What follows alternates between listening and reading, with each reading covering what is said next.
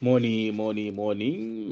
Whispers mdziko limene lama strangers tikulandireni pa Whispers College of Mindset Change madzulo alero lolemba pa 10 April 2023 tikupitirira ndi nkhani zathu zokhudzana ndi tension yomwe ilipo zinthu zopatsa mantha zomwe zikumakhala ngati mfuko. Pali chimbewa china chake chimayenda pansi pa nthaka apa chilibe maso chimangotuluka kutola zakudya kupitanso pa nthaka. Anthu atafufuza chifukwa chake adapeza kuti chilibe chifukwa choti chikhale ndi maso chifukwa chochi chimayenda mkati mwa nthaka ndi pansi pa nthaka sungafunikire maso. Akuti adachilenga chomwecho ndithu chilibe maso, mudzachionetsetse chilibe maso ndi zimapezeka zina zoti sukuona kuti kodi kaya kumbuyo kaya kutsogolo ndikuti. Nkhani yokhudzana ndi BRICS komanso NATO. Ndi pa episode yathu ya lero ya number 6 tikufuna tiunike zinthu zingapo ndithu zomwe zikuoneka kuti nzopatsa chidwi. Ndipo mu episode yathu ya lero tikufuna tione kuti kodi Russia ndi America ikakhala nkhondo tidziti ndi imene ili ku Ukraine lero kapena ndi imene tikuyiyembekeza kutsogoloko. Choti tidziwe nchakuti nkhondo yapakati pa America ndi Russia ndi yakalekale. Kulankhula kwina ndi nkhondo kuti it is more than 100 years old. Tikapitanso mabuku a history kwambiri kuwerenga mozamitsitsa kwambiri tikuyipeza kuti nkhondo ya Russia ndi America it is even more than 300 years old. Peterson kuzati even 400 years. Chimene unanena zonsezi ndi kutsata mbiri makamaka mbiri za nkhondo. Nkhondo tuzili ndi mbiri zake zoti nkhondo idachitika chaka chakuti pa zifukwa zakuti ndeti imatha kuona kuti kodi apapa nkhondo idatha koma inatha mathedwe anji. Kotero kuti tikutha kuona kuti nkhondo yapakati pa America ndi Russia ndi nkhondo kuti tingathe kuyika kale lapang'ono ikhoza kukhala zaka zokwana 105. ndi kuti nkhondo yapakati pa Russia ndi America ili pakati pa zaka za 105 kumayambira pamenepo kumapita mtsogolo. Zingathe kukhala zaka 150, zingathe kukhala zaka 200, zingathe kukhala zaka 300 according to history ndi mmene ma narrations akufotokozera. Koma kuti tisapiritsa anthu kutali kwambiri kuti tifotokoze bwinobwino nkhondoyo kuzaka mpakana 300 izo zaka 400 izo ndi kuti zachita kufuna chinthawi chokwanira. Koma chimene mungadziwe nkhondo ya Ukraine nkhondo ya Russia ndi United States of America ndi nkhondo imene ili over 105 years old. Ndiye munthu wina akamakuwuzani zoti iyayi kutere abale anthu adagwira chintchito chomapita ku nkhondo nkumakalemba zimene zikuchitika. Utola nkhani oyenda mmakamera ndi mamayikolofoni nthawi zimenezo kulibe. Atola nkhani ena amakafera konko malo mojambula ndi kamera ena ankajambula ndi pensulo zimene akumaziona nkumalemba mabuku. Zimene zija zikusungidwabe ulesi kachisimu kokonda kumaonera mavidiyo nkumaona ngati muli chiphunzitso. Chonsecho anthu amene amajambula mavidiyo amawerenga mabuku ali mmakalasi akuphunzira. Ndi zimene aphunzira zija they put it in the way of entertainment.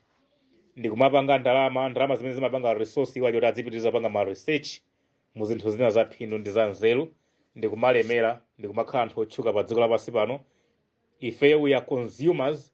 Ndi kumagula nyimbo, kumagula ma DVD, kumapanga download ma video ndi kumaonera, wasting time seated in the house making no money consuming. Anyway, nkhani yathu si imeneyo, just an advice. Koma nkhani ndiyona kuti nkhondo ya Russia ndi America upa kusachedwa kwake pafupi kwambiri zaka 105 years old. Anthu amene wakhala ali pa udani oyimitsana makolala zaka zoposa 105. Mukamaona ziya zochitika ku Ukraine kuja nditi mati kutumphuka tsopano, koma zenizeni zake ndizoti America funso nkomati, when did the USA and Russia become enemies? Ndiliti, when did USA and Russia become enemies? Ndiliti ma Russians ndi ma Americans anakhala pa udani. Udani wawo namba liti? The two sides were enemies long before they were allies in World War II. Maiko awiri awa anali pa udani oyimitsana makolala kalekale asanafike pa mgwirizano umene adadzayendako limodzi. Mu World War II adadzakhalapo limodzi, koma mmene amadzakhala limodzi pa nkhondo ya dziko lapansi ya namba 2 World War II, anthu amene nkuti mbuyo mosemo anali pa udani. Ndenu mungoona kuti kodi World War II idadzachitika liti? Nde akuti pasanafike poti mpakana agwirizane koti mpakana ku Second World War apite limodzi, mbuyomo anali pa udani. Relation had been bad since 1917. Udani wa America ndi Russia unali onunkha kale oyimitsana makolala kuchokera 1917, as Russia had become communist. Pamene Russia inasanduka kukhala ya chikomunisti, and the West had interfered to try and stop it.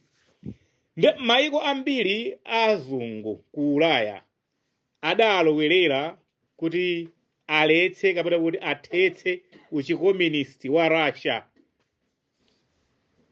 Russia had also not been allowed, ndipo Russia sidavomeledwe kapena sinkavomelezedwa allowed to join the League of Nations.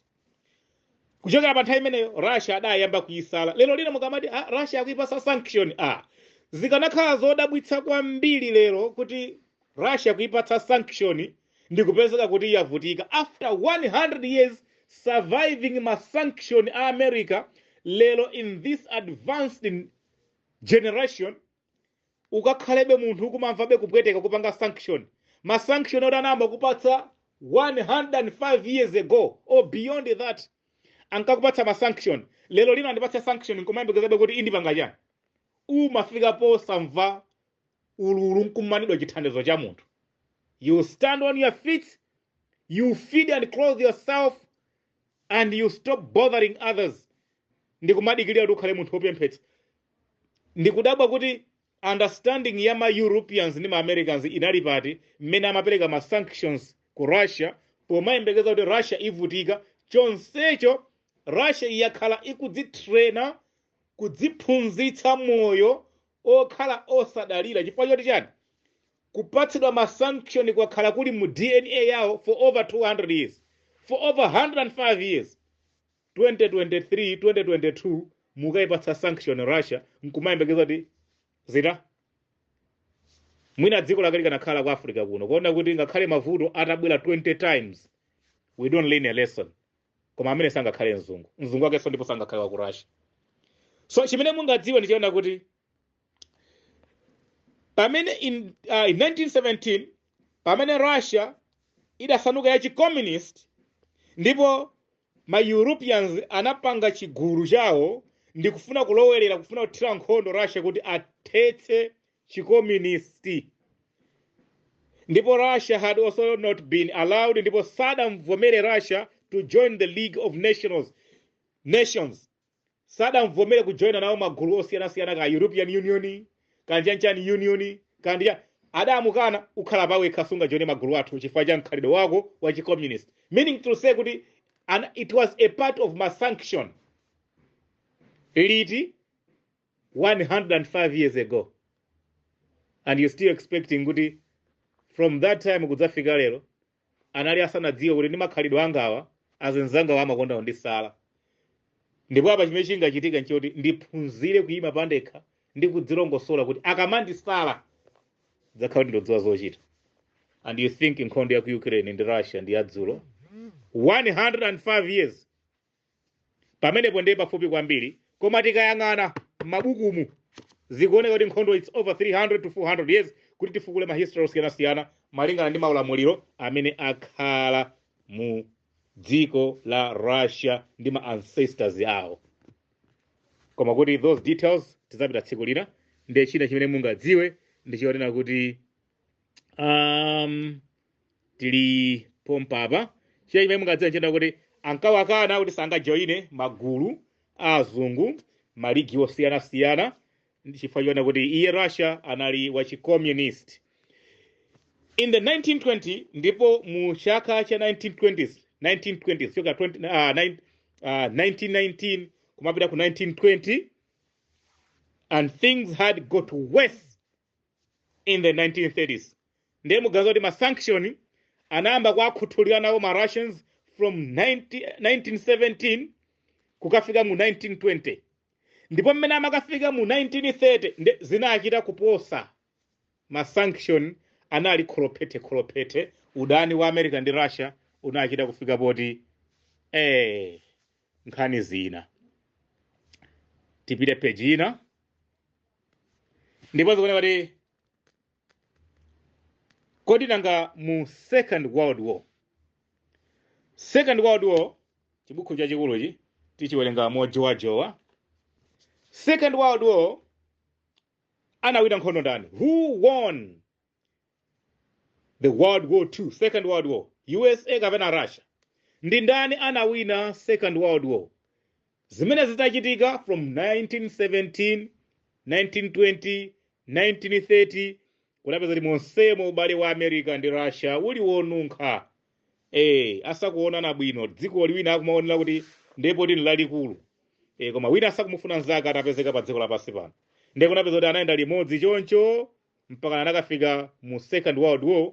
Ndi mu Second World War khangati anadzagwirizana, koma tikayang'ananso mu history ya chibuku chomwechi zikutionetsa kuti kugwirizana kunali kwampeni kumphasa. Maka ndi nkhani zimene tinazazipezanso nthawi ina yake zonena kuti America idadzabisa mangawa wake ndikukhangati apanga allies ndi Russia mu Second World War kuti amenyere limodzi.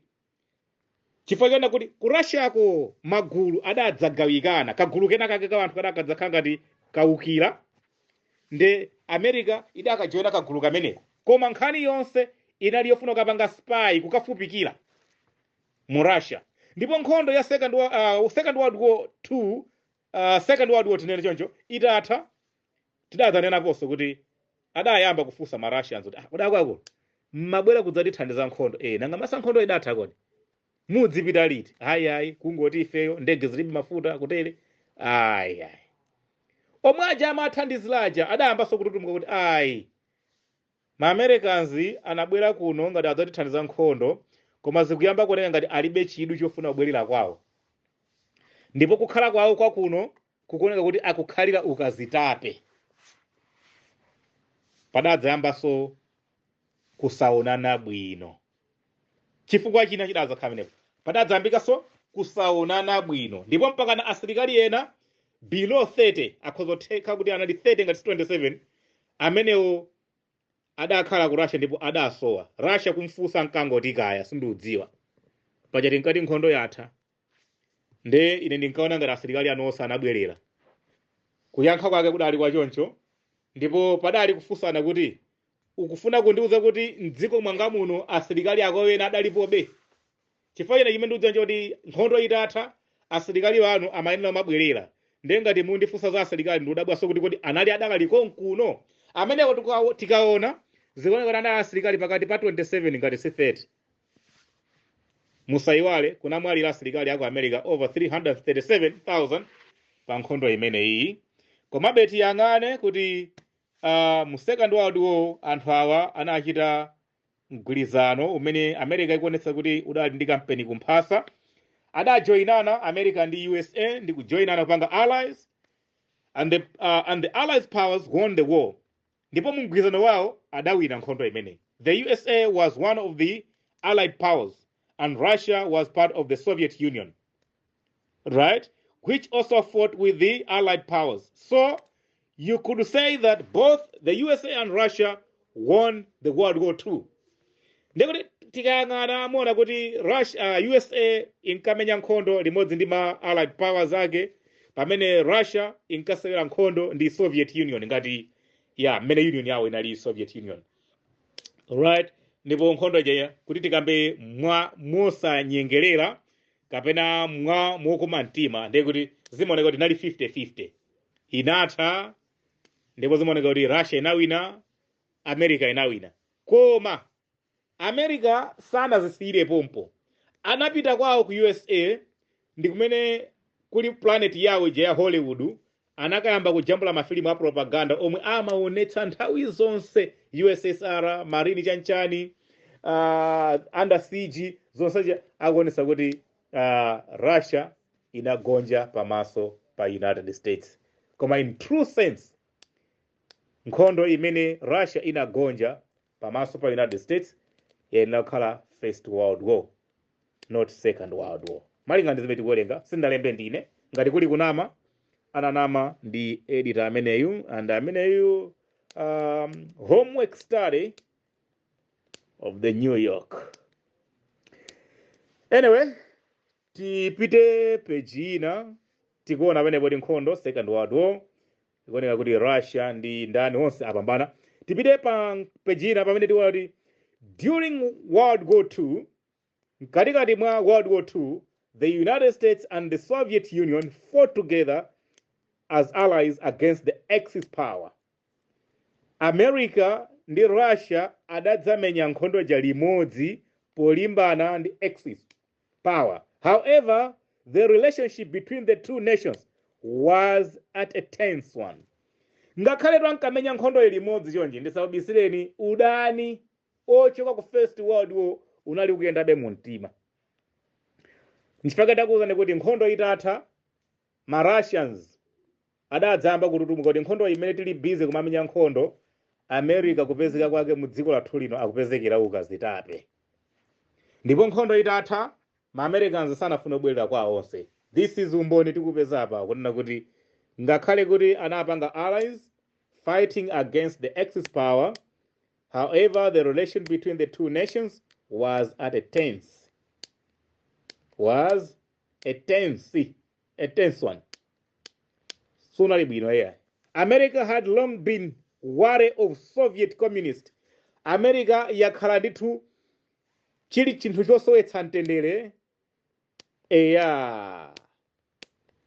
way of Soviet communists. Chicommunist cha Soviet chakhala chili madandaulo awo, and concerned about Russian leader. And akhala ali wokhudzika kwambiri ndi utsogoleri wa president wa ku Russia, amene Joseph Stalin, tyrannical rule of his own country. Amamutcha choncho mapatsa a tyrannical rule of his own country. He was a tyrant. He was a tyrant, a cruel mtsogoleri, a cruel wa dziko lake lonse lomwe mukudziwa chifukwa chani mpaka choncho zikuoneka kuti this guy ali chifukwa chona kuti amalamulira kwambiri anthu ake ndi mphamvu, amalamulira dziko mpana ndi matchalichi omwe, komanso amalamulira nthaka, minda ndi zinthu zina zonse, ndi amantenga kuti he was a tyrant. Koma in true sense ingonane kuti masilira pomona zanu kuti mphamvu zikuchuluka, ali mchimudzi chachikulu chinthaka chambiri and zikumamuthekera. Otherwise ma statement enawo ndabodza. Secondly, tipite page ina, the Cuban Missile, ne pakubwera funso tikoti Russia, what was the closest USA and Russia came to war? Pena ngomadaba kuti kodi maiko amenewa anthu mwina makhani mafunso amenewa. Nkhani nayilemba apa makamaka ndi funso limene anthu mafunsa kuti kodi Russia ndi America atati amenyane akhoza wina ndani. Funso limene limwe mwa anthu ambiri limakuzunguzani mutu kwambiri, chifukwa choti ambiri mwa ife ndimene manenera moja kuti timakhala kwambiri mu dziko lija la Hollywood planet. Ndiye timayamba kumadzifunsa tikamva zoti America ndi Russia mwakuti ndiye timayamba madzifunsa kodi America ndi Russia atati amenyane ikhoza wina chani? Hayi ikhoza wina America. iya ndikumapereka zifukwa zimene mukuonera kuti Russia ingathe kuwina, ena kumapereka zifukwa zimene mmaonera kuti America ingathe kuwina. Koma ife tinene za umboni zimene zili m'mabuku ndizoonera kuti kodi Russia litakhala kuti ndifunso tifunse choncho, Russia ndi America adayamba akumanapo mu field wina uku mu history, ngakhale kumva kuti inde akhala pa udani zaka zambirimbiri, akhala akumana mu zinkhondo, adayamba akumanapo kuti mbali yo Russia mbali no America, popanda msilikali wa ganyu, popanda munthu dobadoba oheda, padamba pepezekapo Russia ndi America kukumana mbiri ya nkhondo. Ndisaunamize tikuwerengani mabuku amene agwira history za nkhondo. We just born warriors, and reading these books timangomva kukoma. Anyway, tayenera kumaziwerenga zimenezi. Mmene anthu ena so mmakondera kumawerenga zinthu za mtundu wina. It's just a passion. I don't mean anything. I can say kuti I should create a question here kuti Russia ndi America itatiya kumana kapena adayamba akumanapo. Tikatawa kuti the Cuban Missile Crisis of October 1962 was a direct and dangerous confrontation between the United States and the Soviet Union during the Cold War, and was the moment when the two superpowers came closest to nuclear conflict. Basi in history ndipamene tidadzanaponso zaka zambuyo kuti America pokhala dziko limene White House yake kapati nyumba ija yachifumu White House, 87% of people controlling there ndi Mayahudi, the Israelis, Ayuda tikawerenga mabuku a history sitimapeza akupita ku nkhondo direct to face their enemy. Tikawerengatu mabuku a history ya nkhondo, Ayuda they don't go ku nkhondo and they face maso ndi maso ndi mdani wawo, sizitheka. Nthawi zambiri amakondogwitsa ntchito anthu aganyu, akapita ku nkhondo ndekuti amakampezerera munthu amene akuoneka kuti ndi wapansi kwambiri ndiwo. Pachifukwa ichi tikuona kuti it is in the system of the USA kuti nkhondo zambiri zimene zikuchitika, ngakhala anthu amene maona ku Iraq, asilikali amene maona ku Afghanistan ndi maiko ena onse amene America imakachita nkhondo, after nkhondo ya Eritrea, after nkhondo ya Vietnam, asilikali onse amene akumenya modern wars ya America ndi asilikali amene amachita kuti ndi ma Marines and amene aja ndi aganyu. A contract of 5 years apita kotero kuti no US Army imene imapita ku nkhondo. This is according to history. Si ine nalemba mabuku awa, akanafuna sakadalemba, akadafuna sakanazisiya ma library, akadafuna sakadazisiya ma bookshop. Ife timapita kugula nkumadziwerenga. We know this kuti America kuchokera pa nkhondo ya Vietnam, nkhondo ya Eritrea,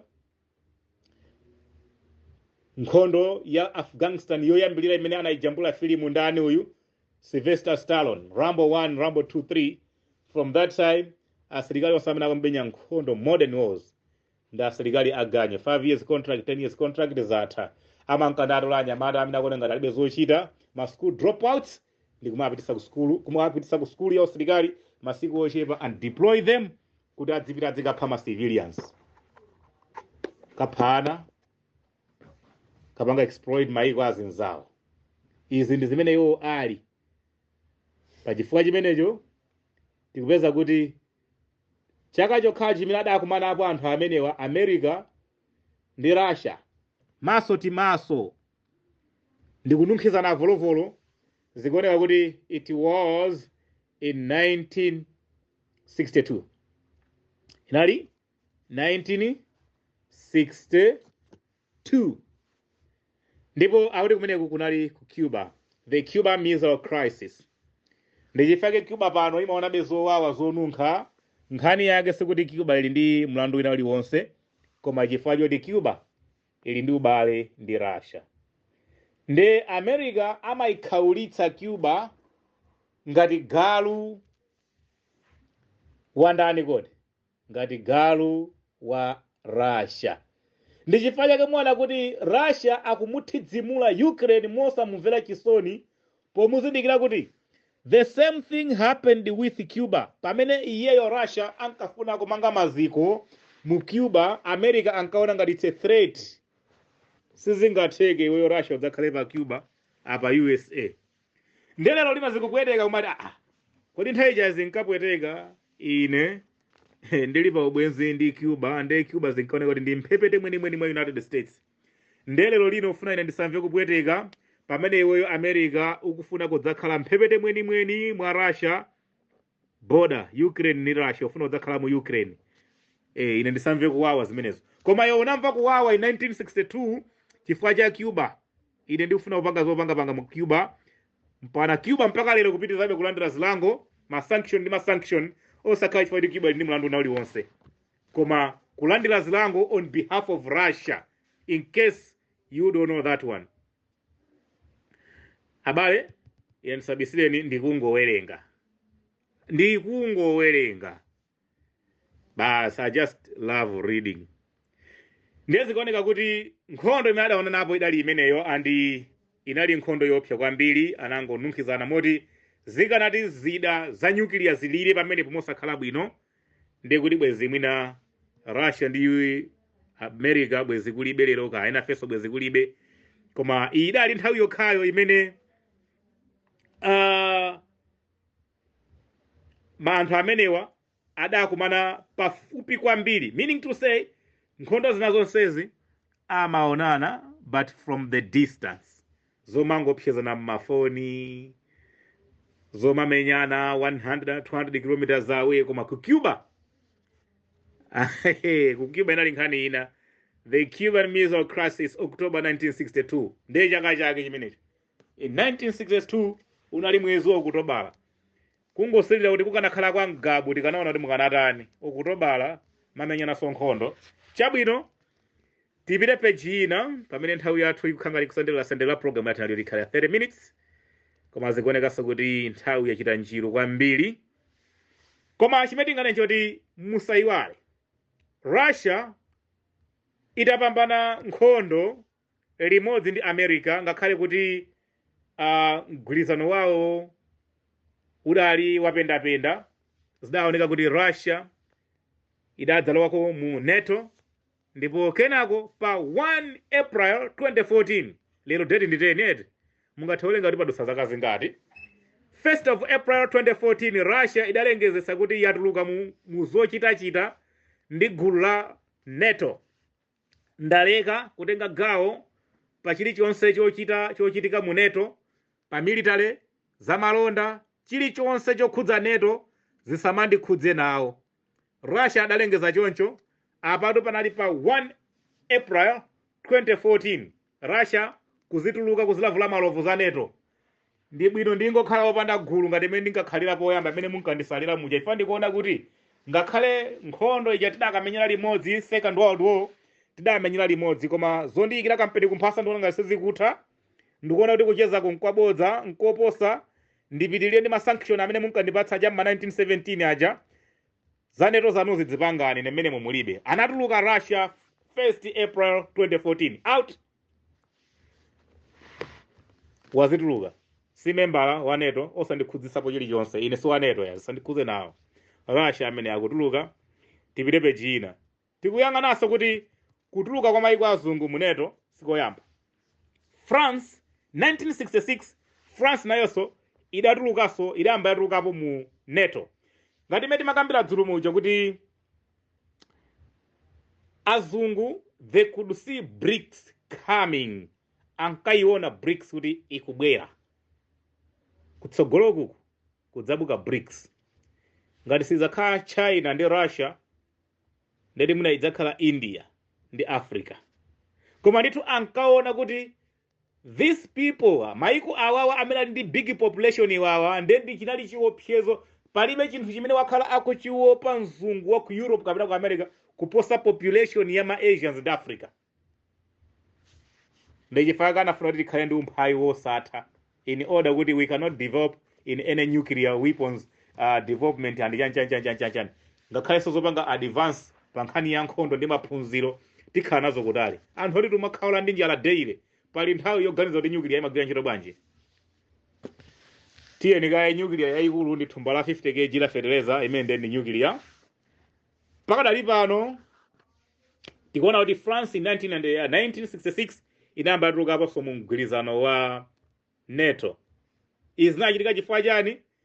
Patabuka mkangano pakati pa Washington DC ndi Paris, patabuka mkangano kusamvana kuyimitsirana makolala pakati pa Washington DC ndi Paris. Zinakangana. Why?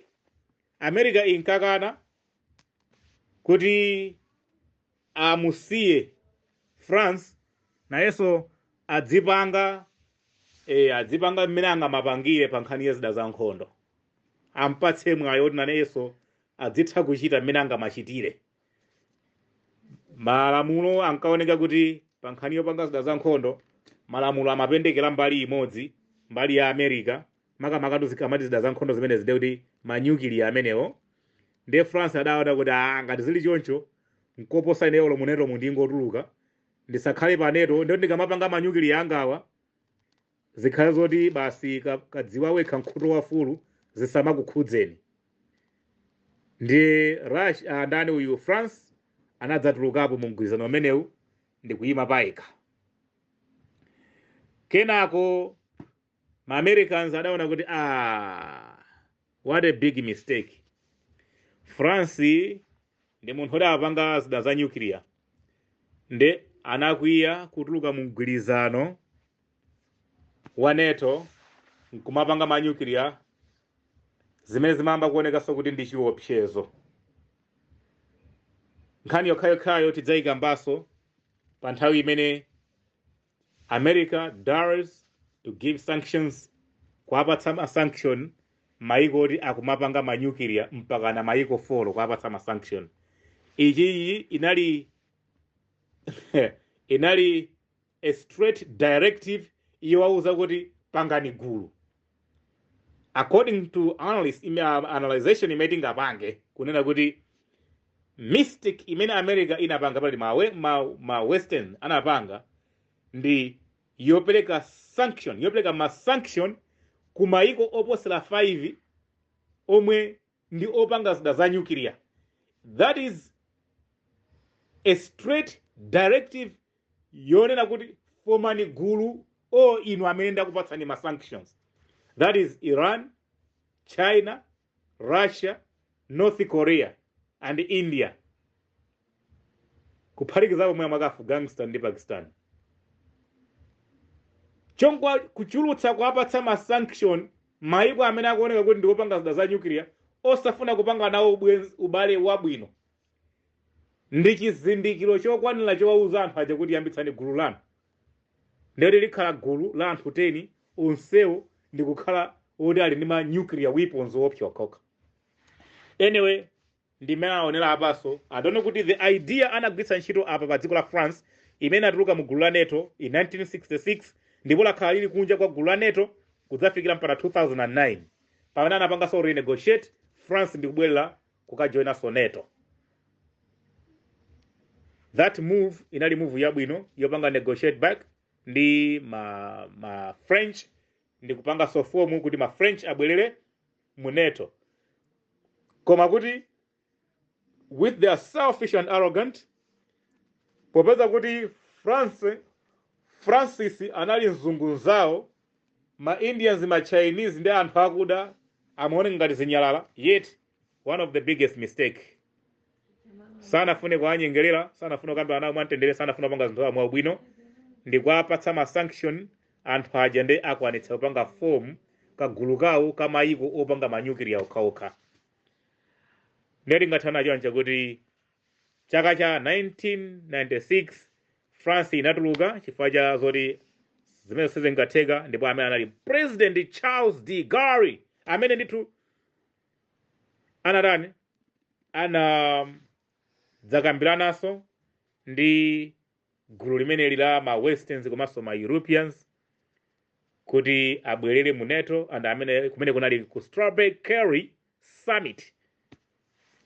Strasbourg Kerry Summit mchaka cha 2009 kumeneko France anakambirana zoti basi ndibwerera mu NATO. Chimene ankabwerera mu NATO, they could see BRICS coming. Nde ino amene mmaona ngati nkhondo ikuchitikayi kapena nkhondo zikuchitikazi zayamba panopo ngumati aya panopo ndi miyezi 11 ayi kupha anthu ndi kumene kwayamba chaka chatha. Koma tikanena nkhondo ndi anthu kuwapha ku Ukraine, anthu amene akuphana ku Ukraine mudzitero. Anthu amene akuphana ku Ukraine ndi ayamba chaka chathachi.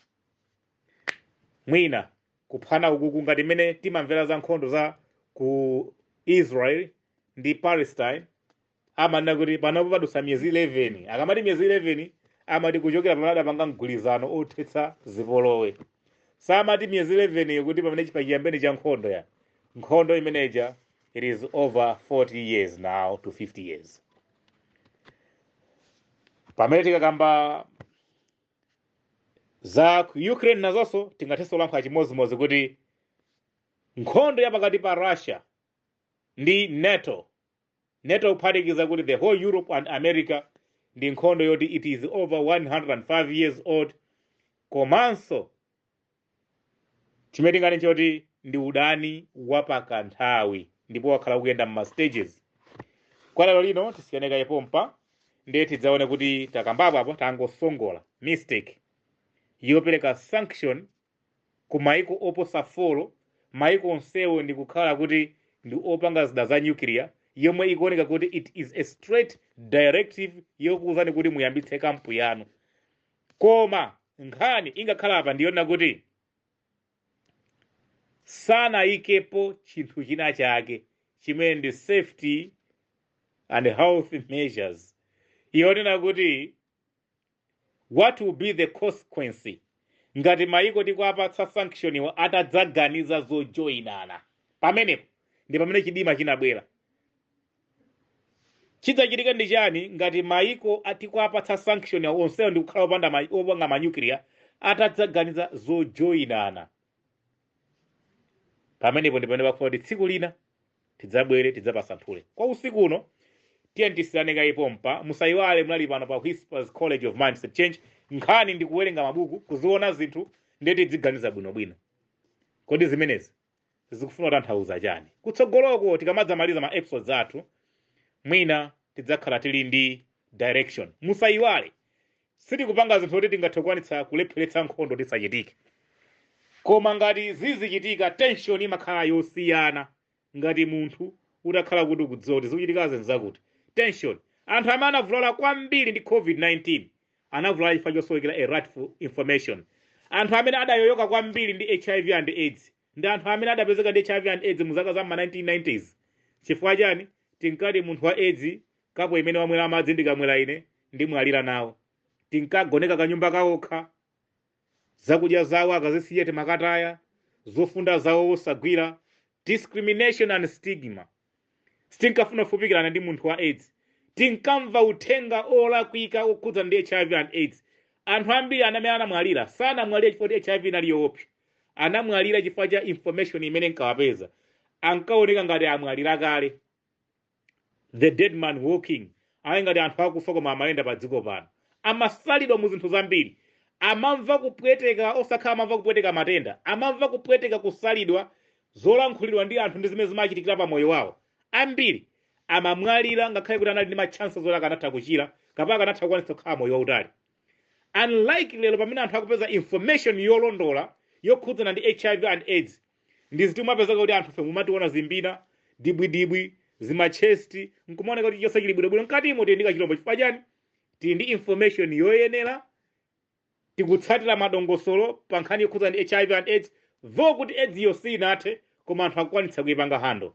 Ndi kumakhala nayo limodzi bwinobwino HIV kuyipezera chipinda nyumba muno kuyisiya ndi idzigona kukacha mmawa kutengana mapitako ntchito. Zatha zimenezo. When you got a wrong information zochitika zako zonse zimakhala wrong. Whispers College of Mindset Change ndi kuchotsa ntchitidwe ngati umenewo. COVID-19 itafika anthu anasankha kuyilalikira mu njira zosiyanasiyana. Ati kutokosani chinthu mphuno chidzikafika mpana ku nkhongo. Chidzipanga zakuti adzitipanga zakuti akuti sitizipanga zakuti. anthu anaotcha ma transmitter, anthu anaotcha ma transformer, anthu anadula makebo ama telefoni. Bwanji amangoti akaona transmitter inaliyonse akuti ndi 5G. Ma informations, ma false information zambiri zopeka. To the instant munthu amati akangopezeka ndi chifine mwina ndi corona wamwalira amene. Samamwalira chifukwa cha matenda, amamwalira chifukwa cha pressure ndi tension imene imabwera muchani, imabwera mu nzeru zake, makamaka kuchokera ku informations, makamaka ma information opeka amaononga zinthu. Paliponse information yopeka, inadequate, false information imakhala yoopsa kwambiri kuposa vuto lini yakelo. Lero lino pa nkhondo ya Ukraine ndi Russia anthu asankha kuipanga analyze mmene iwo akudziwira, kuifotokoza mmene aliyense akudziwira. Zimenezi zimaonjezera kupereka tension kwa anthu. Tension imeneyi imapangitsa kuti anthu ena alephere nazo kuganiza ndi kugwira zintchito zachitukuko za pa umoyo wawo zothandiza miyoyo yawo m'mayiko. Whispers College of Mindset Change sitifuna za mtundu menewo. Isiyeni nkhani imveke mmene ilili, chifukwa singasinthike nkhani muchilichonse chifukwa timalankhula zoonadi. Wabwino amakhala wabwino, oyipa amakhala oyipa. Sitingamuyipitse munthu pa ichichi chifukwa anali oyipa muchijaji. Ngati anayipa muchija ndipo chikufuna kukhala wabwino, ichichi tichikamba nachonso ndime chikuonekera nthawi zonse tayena kuti tizikhala anthu kuti tili fair munjira chonchi. So in this way sitikufotokoza history za nkhondo zinchonga yoti ife ndife odziwa nkhondo kwambiri. Nkhondo tikuidziwa ife ndi iyi tikuwerenga m'bukuyi. Secondly, sitikuwerenga kuti nde tili pali kuthekera kuti nkhondo nde ngati anthu atafuna kuti ichitike isiyika ayi. Koma mabodza opeka ndi amene sitikufuna kuti anthu adzipitiliza kumafalitsa zokhudza ndi nkhondo ya Ukraine ndi Russia. Zina zenizene kuti zifike poti nanga Russia mpaka yakalowa mu Ukraine ndi kuyamba kuthiramo nkhondo ndi chifukwa chani. Kwa musayiwale tangonyonsolako pang'ono kuti America inali bize kuphaphalitsa makofi Cuba nkhani yake chifukwa cha Russia. Isadzakhale mu Cuba tafupikana kwambiri yomapanga manyukiliya sindimakuona bwino. Koma yet panopo Russia nayo imafuna kuti ikakhale mu Ukraine. Nde panopo Russia ili bize kuphaphalitsa makofi Ukraine. Ambuya ako usadzakhala pano wauziretu. Mukaziona anthu awa akudziwana. Tanena kuti udani wawo it's over 300 years. Koma udani wina wapafupi posakira pompa ndi wa 1917. Tikumananso tsiku lina madada ndi foni osayiwala kuchaja. Mukhale ndi usiku wopambana zikomo.